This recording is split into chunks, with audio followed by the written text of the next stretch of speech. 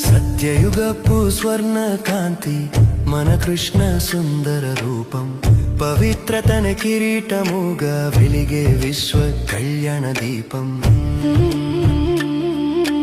అహింసయే పరమో ధర్మముగా ప్రతి అడుగు వేసెనే సంపూర్ణ నిర్వికారి అయి సృష్టిని ఏలెనే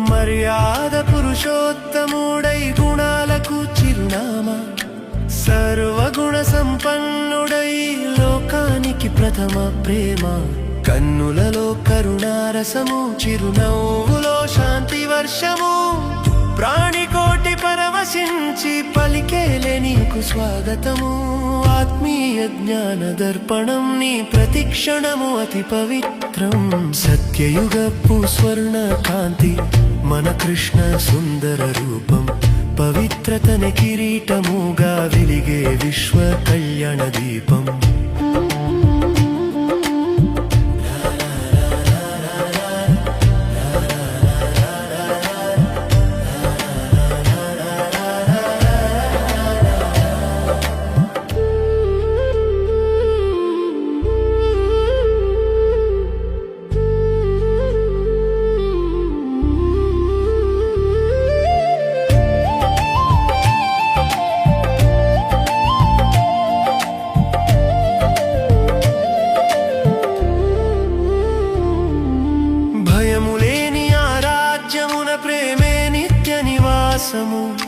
వారసత్వంగా లభించిన వైకుంఠధామము కలహాలు లేని చోట కల్పవృక్ష ప్రతిఫలం సింహము ఆవు ఒకే రేవున తాగేను కదా అమృత జలం ఆత్మ పరమాత్మ స్నేహము పండిన స్వర్ణయుగం సత్యయుగపు స్వర్ణ కాంతి మన కృష్ణ సుందర రూపం పవిత్రతన కిరీటముగా వెలిగే విశ్వ కళ్యాణ దీపం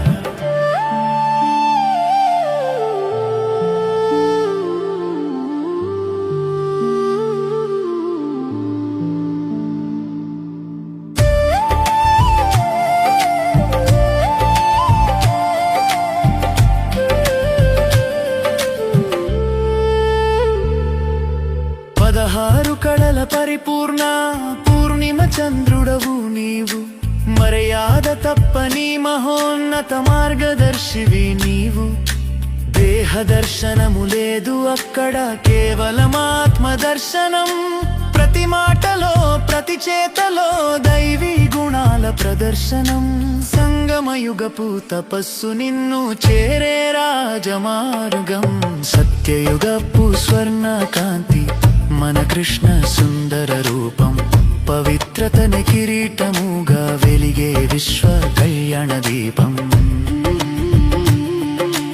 అహింసయే పరమో ధర్మముగా ప్రతి అడుగు వేసెనే సంపూర్ణ నిర్వికారి అయి సృష్టిని ఏలెనే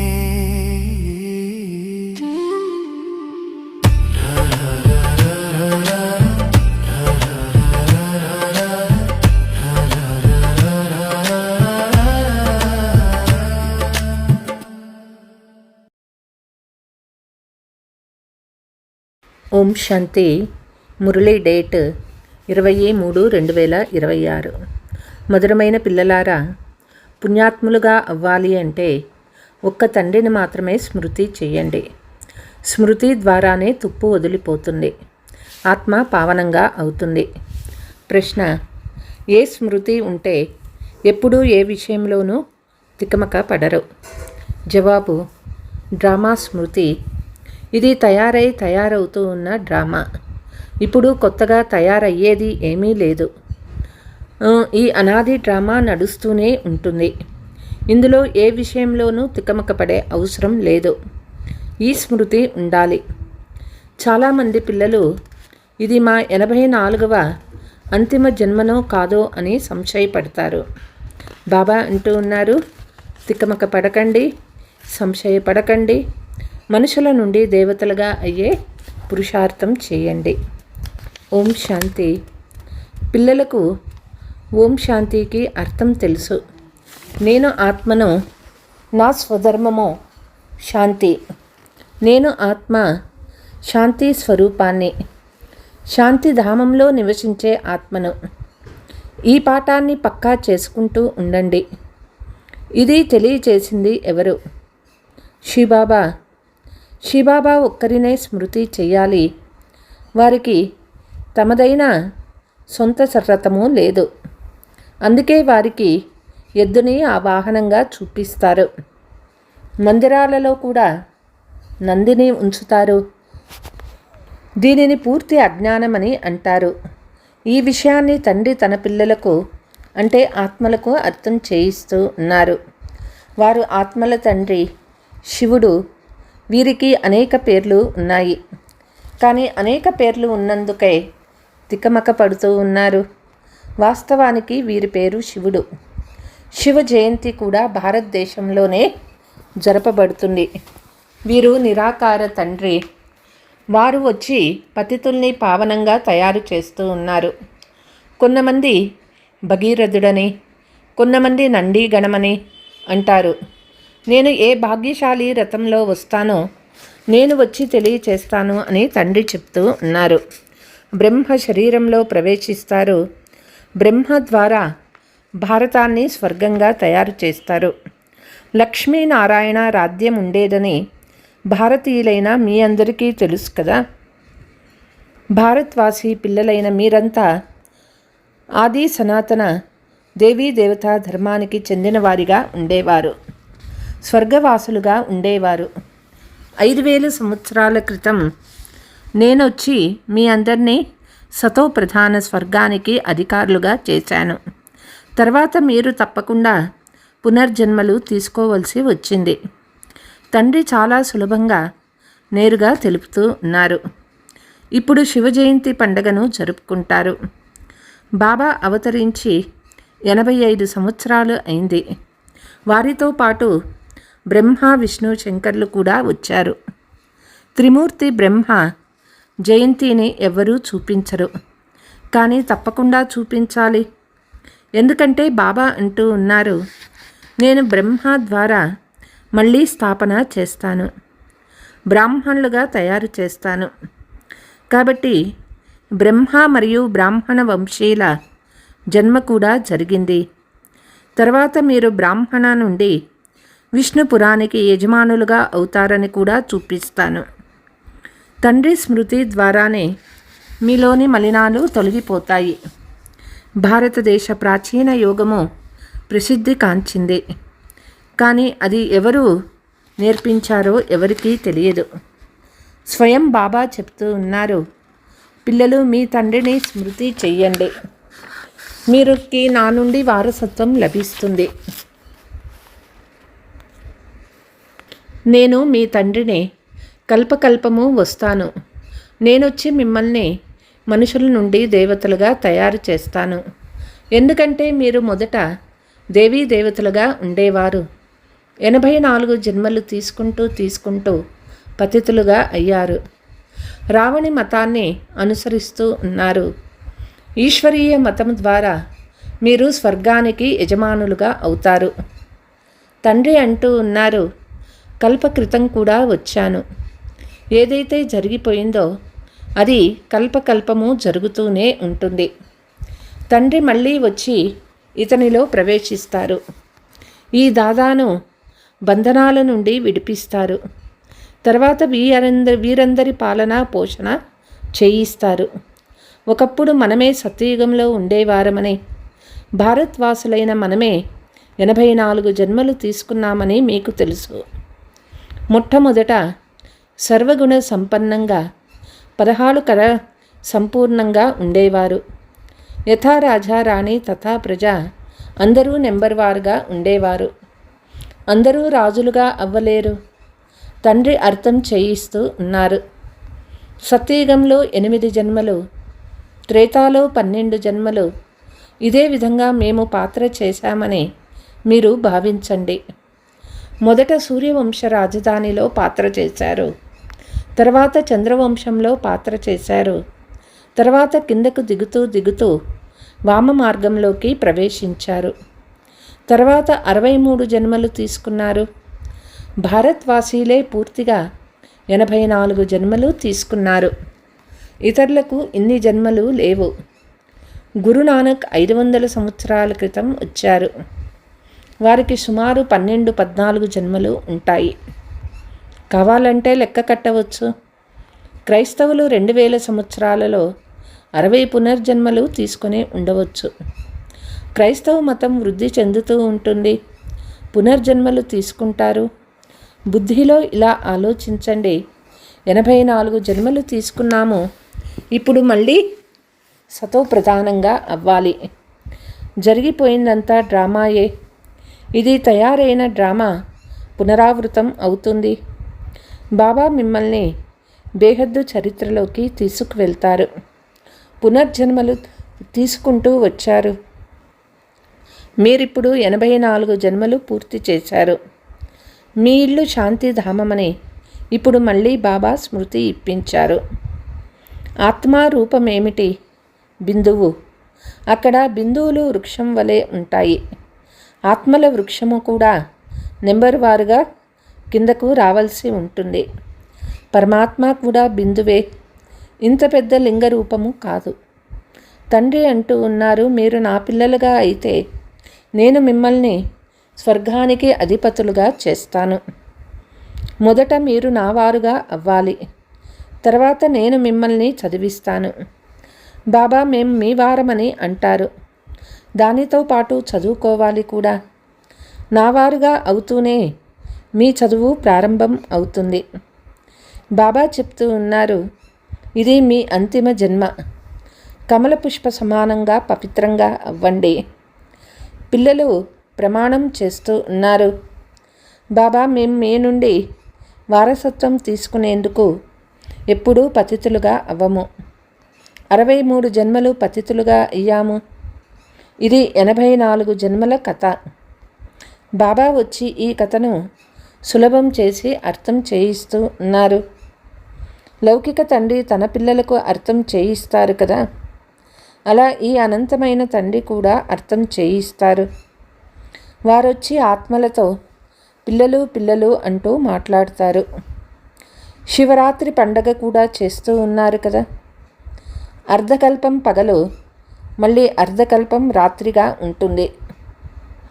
ఇప్పుడు రాత్రి అంతమై పగలు ప్రారంభమయ్యే సంగమయుగము. భారతదేశం సత్యయుగంగా ఉన్నప్పుడు పగల్లో ఉండేది. సత్యత్రేతా యుగాలను బ్రహ్మ పగలు అని అంటారు. మీరు బ్రాహ్మణులు కదా. బ్రాహ్మణులైన మీకు ఇప్పుడు రాత్రి పూర్తవుతుందని తెలుసు. భక్తి తమో ప్రధానంగా ఉండి గడప గడపలో ఎదురు దెబ్బలు తింటూ తిరుగుతూ ఉన్నారు. అందరినీ పూజిస్తూ ఉంటారు. 3 దారుల కలయికను కూడా పూజిస్తారు. మానవ శరీరాన్ని కూడా పూజిస్తారు. సన్యాసీలు స్వయాన్ని శివోహం అని కూర్చుంటారు. మాతలు వెళ్ళి వారిని పూజిస్తారు. ఈ బాబాకు చాలా అనుభవం ఉంది. ఈ బాబా అంటూ ఉన్నారు, నేను కూడా పూజించాను, కానీ అప్పుడు నాకు జ్ఞానం లేదు. అభిషేకాలు పండ్లు మనుషులకే నివేదించేవారము.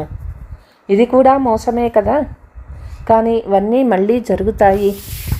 భక్తుల రక్షకుడు భగవంతుడు. ఎందుకంటే అందరూ దుఃఖంలోనే ఉన్నారు కదా. తండ్రి తెలియచేస్తూ ఉన్నారు, ద్వాపరం నుండి మీరు గురువుల్ని ఆశ్రయిస్తూ వచ్చారు, భక్తి మార్గంలో కిందకి దిగుతూ వచ్చారు. ఇప్పటి వరకు సాధువులు సాధన చేస్తూనే ఉన్నారు. తండ్రి అంటూ ఉన్నారు, వారిని కూడా నేను ఉద్ధరిస్తాను. సంగమ యుగంలో మీకు సద్గతి జరుగుతుంది. మళ్ళీ మీరు 84 జన్మలు తీసుకుంటారు. తండ్రిని జ్ఞానసాగర్లు, మానవ సృష్టికి బీజరూపులు, సచ్చిత్ ఆనంద స్వరూపులని అంటారు. వారు ఎప్పుడూ వినాశనం అవ్వరు. వారిలో జ్ఞానం ఉంది. తండ్రి జ్ఞానసాగర్లు, ప్రేమ సాగర్లు. మరి వారి నుండి తప్పకుండా వారసత్వం లభించాలి కదా. ఇప్పుడు పిల్లలైన మీకు వారసత్వం లభిస్తూ ఉంది. శివబాబా ఉన్నారు కదా, మీకు వారు కూడా తండ్రే, వీరు కూడా తండ్రే. శివబాబా బ్రహ్మ ద్వారా మిమ్మల్ని చదివిస్తూ ఉన్నారు. అందుకే ప్రజాపిత బ్రహ్మ కుమార్ కుమారీలని అంటారు. అనేక మంది బీకేస్ ఉన్నారు. మాకు మా తాత నుండి వారసత్వం లభిస్తుందని అంటారు. బాబా మనల్ని నరకవాసీల నుండి స్వర్గవాసీలుగా చేస్తారని పిల్లలు అంటారు. తండ్రి అంటూ ఉన్నారు, పిల్లలారా, నన్నొక్కరినే స్మృతి చేస్తే మీ తలపై ఉన్న పాప భారమంతా భస్మమైపోతుంది. మళ్ళీ మీరు సతోప్రధానంగా అవుతారు. మీరు సత్యమైన బంగారుగా, సత్యమైన ఆభరణాలుగా ఉండేవారు. ఆత్మ శరీరము రెండు సతోప్రధాన ఉండేవి. ఆత్మ ఎప్పుడైతే సతో రజో తమోగా అవుతుందో అప్పుడే శరీరం కూడా అటువంటి తమో గుణమైనదే లభిస్తుంది. తండ్రి మీకు సలహా ఇస్తూ ఉన్నారు, పిల్లలు నన్ను స్మృతి చెయ్యండి. ఓ పతిత పావన రండి అని మీరు నన్ను పిలిచారు కదా. భారతదేశం ప్రాచీన యోగము చాలా ప్రసిద్ధి చెందింది. దాన్ని ఇప్పుడు మీకు నేర్పిస్తాను.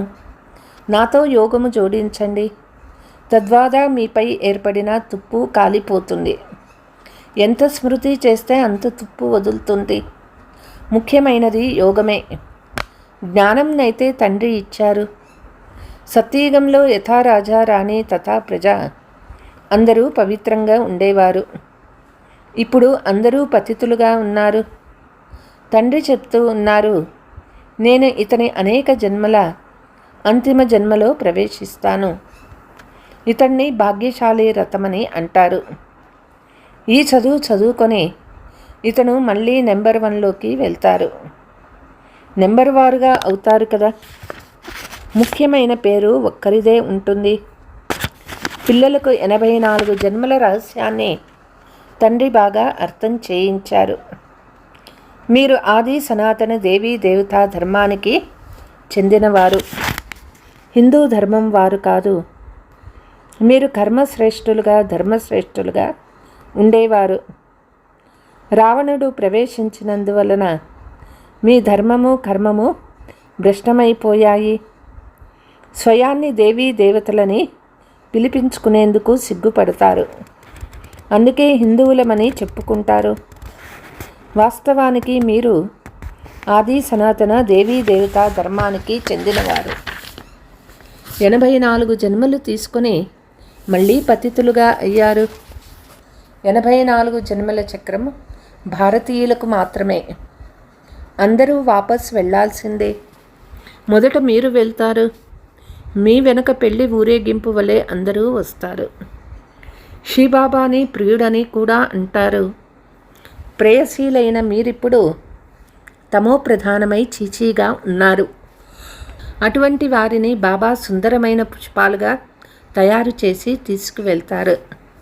ఆత్మల్ని పావనంగా తయారు చేసి తీసుకువెళ్తారు. వారికి ముక్తి ప్రదాత మార్గదర్శకుడని అంటారు. అనంతమైన తండ్రి తీసుకువెళ్తారు. వారి పేరేమిటి? శివబాబా. సాధారణంగా పేరు శరీరానికి ఉంటుంది, కానీ పరమాత్మ పేరు ఎప్పుడూ శివుడే.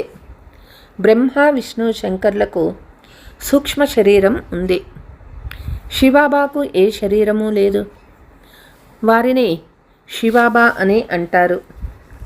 పిల్లలు నన్ను ఓ మాతా పిత, మేము మీ పిల్లలమని అంటారు.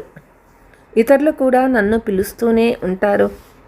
కానీ వారికి నేనెవరో తెలియదు. అందరికీ తెలిస్తే ఏమవుతుందో తెలియదు. దైవీ వృక్షానికి ఇప్పుడు అంటు కట్టబడుతుంది. వజ్రం నుండి గవ్వ సమానంగా అయ్యేందుకు 84 జన్మలు పడతాయి. మళ్ళీ చక్రం కొత్తగా ప్రారంభమవుతుంది.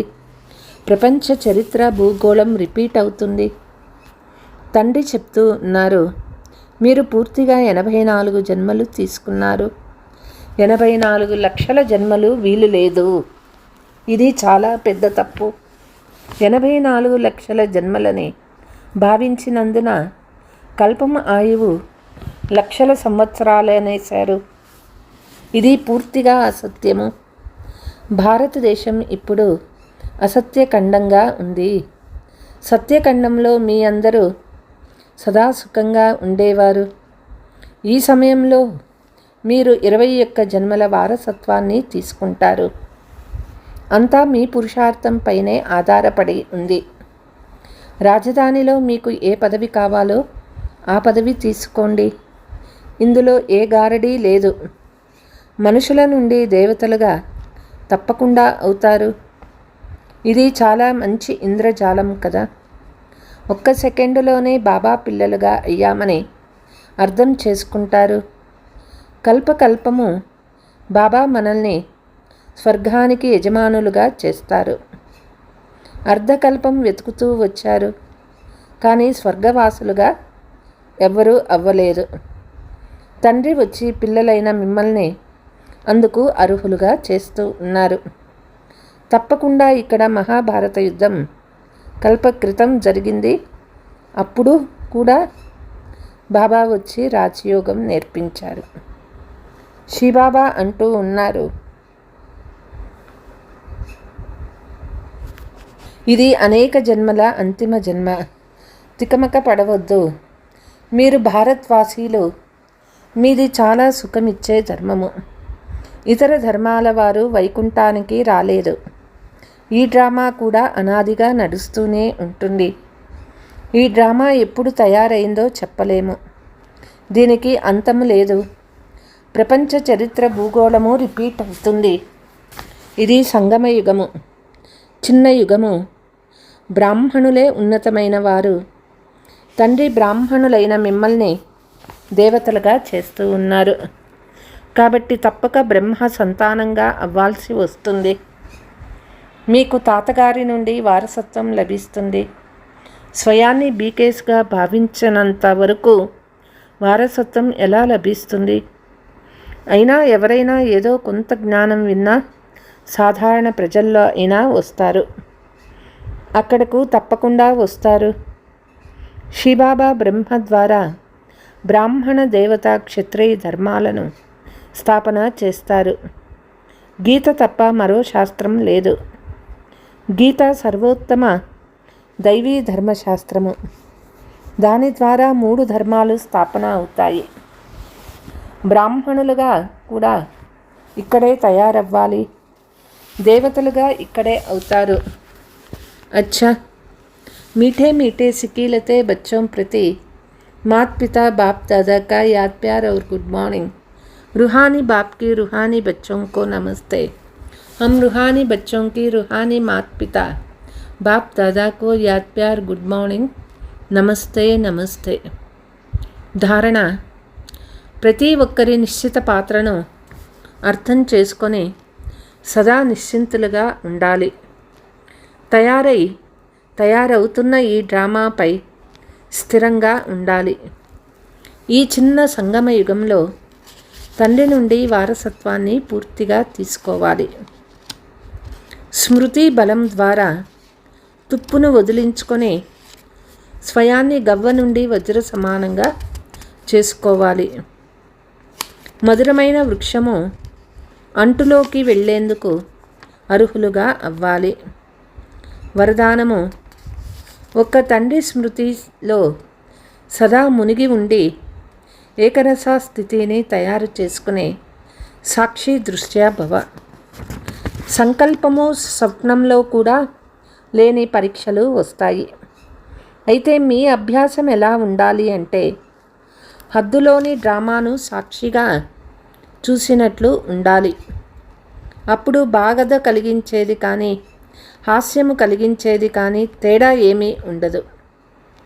ఎవరిదైనా రమణీక పాత్ర కానీ స్నేహీ పాత్ర కానీ గంభీర పాత్ర కానీ ప్రతి పాత్రను సాక్షి దృష్టిగా చూడండి. ఏకరస స్థితి ఉండాలి.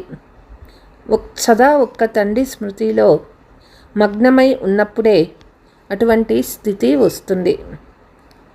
స్లోగన్: దృఢ నిశ్చయం ద్వారా తమ భాగ్యాన్ని నిశ్చితం చేసుకుంటే సదా నిశ్చింతగా ఉంటారు.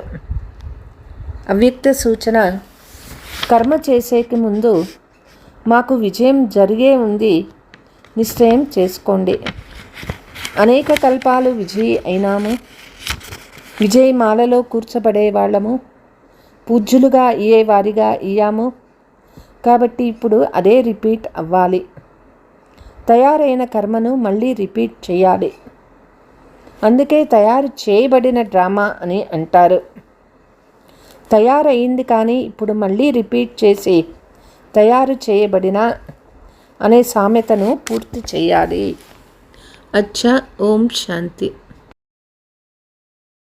ప్రపంచ శాంతి కోసం యోగదానం. ప్రస్తుత ప్రపంచ పరిస్థితులలో అశాంతి మరియు భయాందోళనల మధ్య ఉన్న సోదర సోదరీమణులందరికీ శాంతి వైబ్రేషన్లను అందించడానికి ఈ మెడిటేషన్ మీకు సహాయపడుతుంది.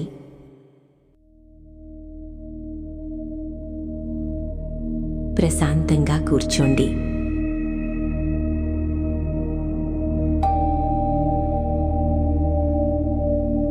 మీ శరీరాన్ని రిలాక్స్ చేయండి.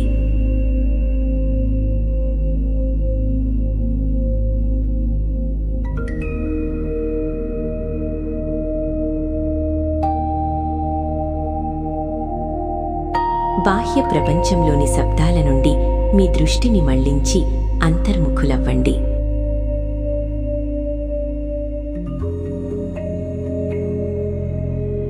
నేను ఈ దేహాన్ని కాదు,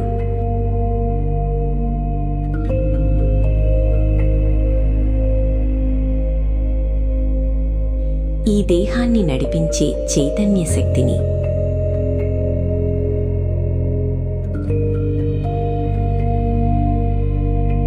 భృకుటి మధ్యలో మెరుస్తున్న ఒక దివ్యమైన నక్షత్రాన్ని. శాంత స్వరూప ఆత్మను.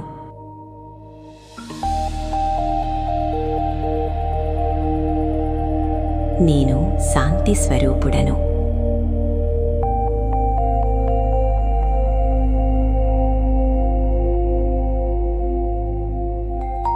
నా దృష్టిని ఇప్పుడు పరమధామం వైపు తీసుకెళ్తున్నాను.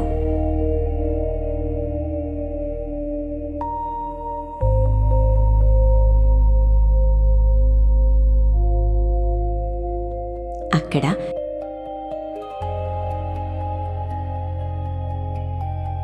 శాంతి సాగరుడైన శివబాబా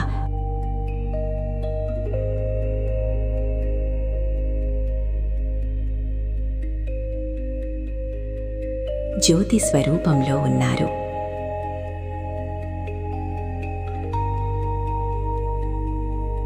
ఆ శాంతి సాగరుని నుండి పవిత్రమైన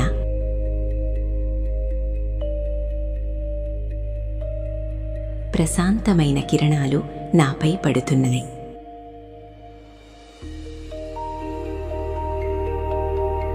నేను ఆ పరమాత్మ శక్తితో నిండిపోతున్నాను.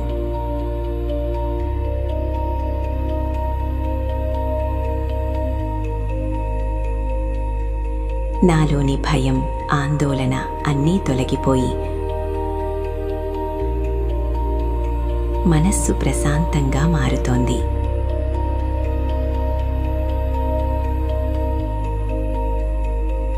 ఇప్పుడు నా ఎదురుగా ఉన్న గ్లోబ్ ప్రపంచంని చూస్తున్నాను.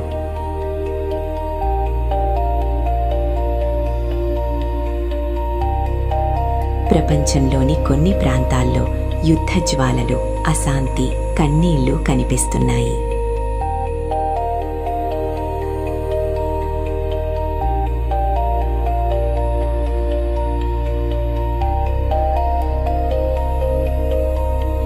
కానీ నేను మాస్టర్ శాంతి సాగరుడిని.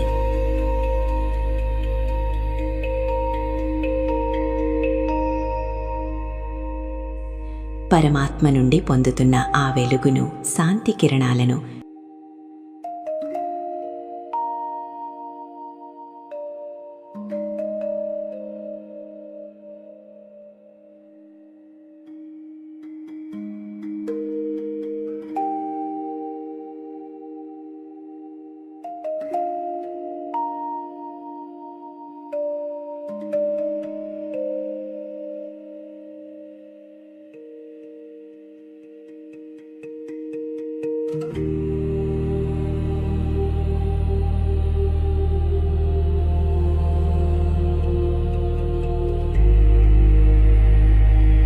ఇప్పుడు గ్లోబ్ వైపు ప్రసరింపచేస్తున్నాను.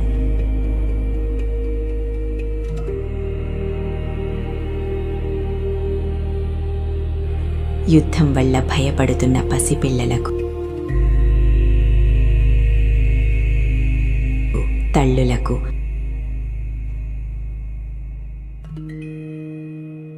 వృద్ధులకు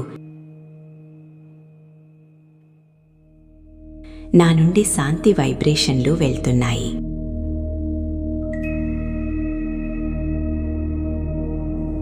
వారికి ధైర్యం కలుగుతోంది.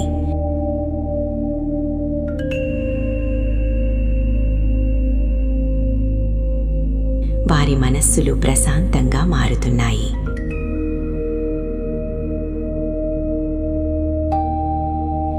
వైరమున్న నాయకుల మనస్సులలో మార్పు రావాలని,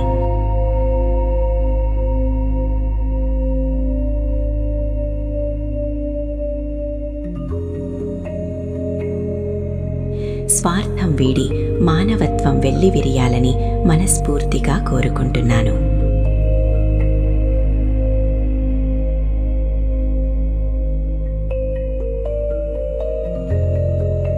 ఈ శాంతి కిరణాలు ప్రతి గుండెను తాకి పగను ప్రేమగా మారుతున్నాయి.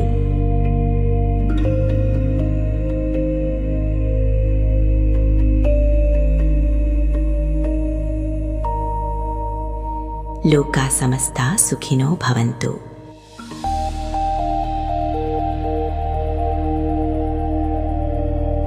ఈ భూమిపై మళ్లీ సత్యయుగపు శాంతి నెలకొంటుంది.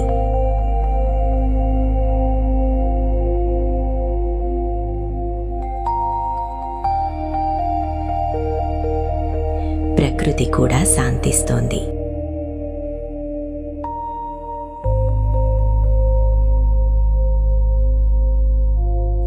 మానవులందరూ సోదర భావంతో మెలుగుతున్నారు.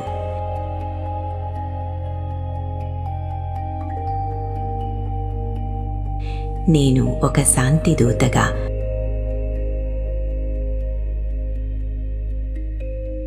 ప్రతి క్షణం ప్రపంచానికి శాంతిని పంచుతూనే ఉంటాను.